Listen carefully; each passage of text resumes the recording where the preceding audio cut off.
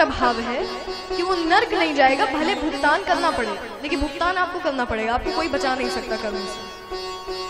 कल मैंने कहा था हर इंसान आपका पीछा छोड़ देगा, आपके कर्म आपका पीछा नहीं छोड़ेंगे कभी, वो हमेशा साथ जाएंगे। तुमने कहा कभी ऐसा हुआ है? हुआ है। अजामिल नाम का ब्राह्मण था। जब बालक था, जब छोटा था, तब वो वन में गया।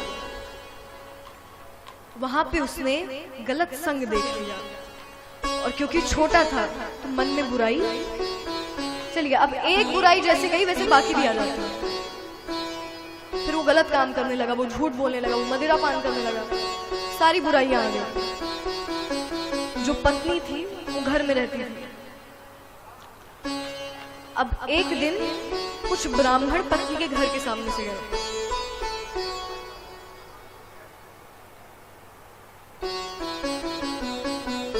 अब ब्राह्मण जा रहे थे, उन्हें रात में रुकने के लिए स्थान चाहिए था कि मैं रात में रुकेंगे, हम अगले दिन चले जाएंगे।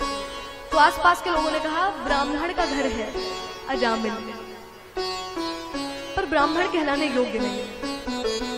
देखिए अब इस बात से हमें समझ आ गया कि आपके कर्म आपका परिचय देते हैं, आपका जन्म नहीं।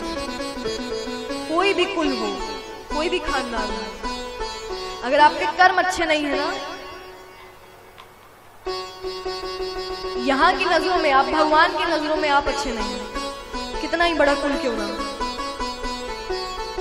आपका कर्म आपका परिचय देते हैं, आपका जन्म नहीं। जन्म की बात ही नहीं आई कभी। भगवत गीता में सीधे सीधे भगवान ने कहा 9वें अध्याय में, गुण कर्म विभागों के अलग से अध्याय है कि गुणों के आधार पे मैं, जितने भी अलग अलग श्रेणियां हैं, वो सिर्फ गुण और कर्म के आधार पर है, जन्म के आधार पर नहीं है। हमने गलत समझ लिया, हम गलत समझते हैं, हर चीज का उल्टा मतलब निकालते हैं। भगवान ने कभी किसी के जन्म को कुछ नहीं कहा, उन्होंने कहा, और अगर लोग कह रहे हैं तो आप लोग की बात का विश्वास मत करिए, जो भगवान ने कहा है सिर्फ उसको मानिए। भगवान ने यहां तक कह दिया भगवत गीता में कि वेद भी 3 गुणों के अंदर है, 3 गुणों से मुक्त वो भी नहीं है। तो इनकी बात बड़ी है या भगवान की बात बड़ी है? किसकी बात बड़ी है? हमारी आपकी बात बड़ी है या भगवान ने जो कहा वो सही है? कौन सही है? भगवान। अगर वो कह रहे हैं कि मेरी नजरों में सब बराबर है, मतलब सब बराबर है, तो उन्होंने कहा है तो ब्राह्मण, पर ब्राह्मण कहलाने योग्य नहीं, बहुत गलत काम करता है। तो कहते हमें कौन सा रुकना है, एक रात विश्राम करना है, फिर हम चले जाएंगे। उनका जैसी आपकी इच्छा। तो जितने ब्राह्मण हैं वो जाते हैं जामिल के घर में। वहां उस समय वो घर में था नहीं। पत्नी ने बैठाया, बैठिए। कुछ देर बाद अजामिल आता है। अजामिल ने कहा आप लोग क्या कर रहे हैं यहाँ पर, मेरे घर से जाओ। अब ये हुआ तो पीछे से पत्नी ने कहा ये आप कैसे बात कर रहे हैं, ब्राह्मण है, संत हैं, साधु हैं, उनको नमस्कार करिए। अजामिल बहुत समझाने के बाद, माफ करिएगा पर आप क्यों आए हैं, जाइए। तो जाते जाते संतों ने कहा अगर हम आए और हमने इसे सही रास्ता नहीं दिखाया, हम किस बात के संत।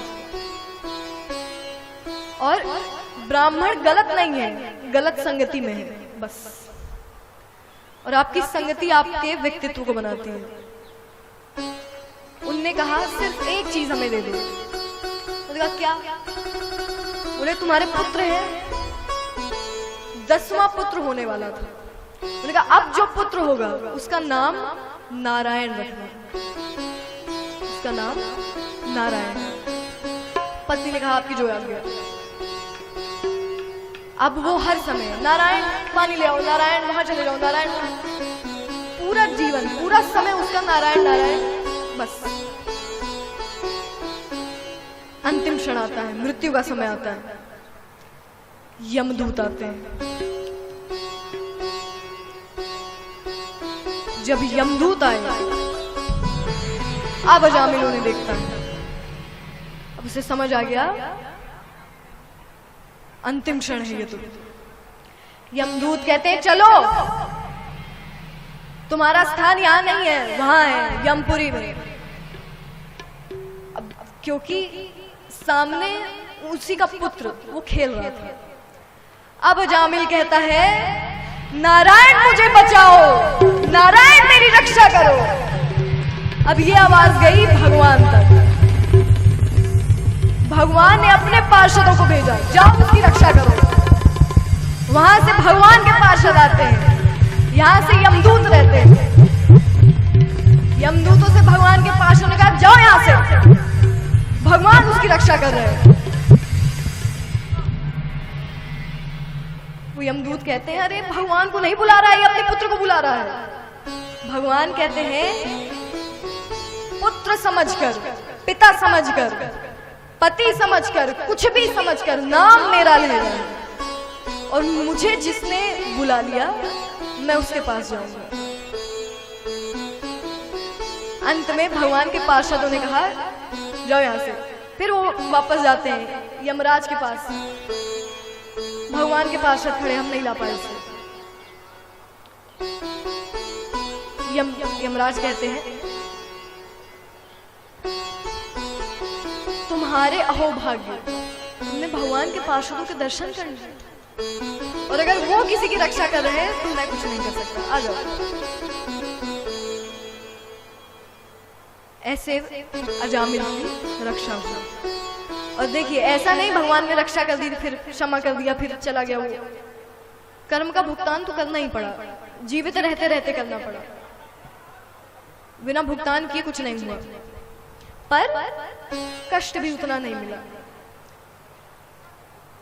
तो इसका ये बिल्कुल मतलब नहीं है कि आप गलत गलत करो और लास्ट में भगवान का नाम लो।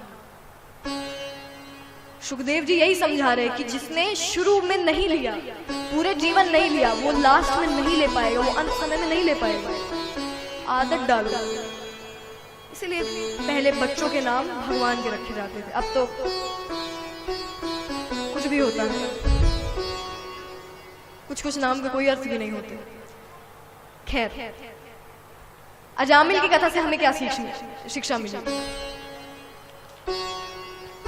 आप भगवान को ढूंढो, भगवान भी आपके पास आएंगे।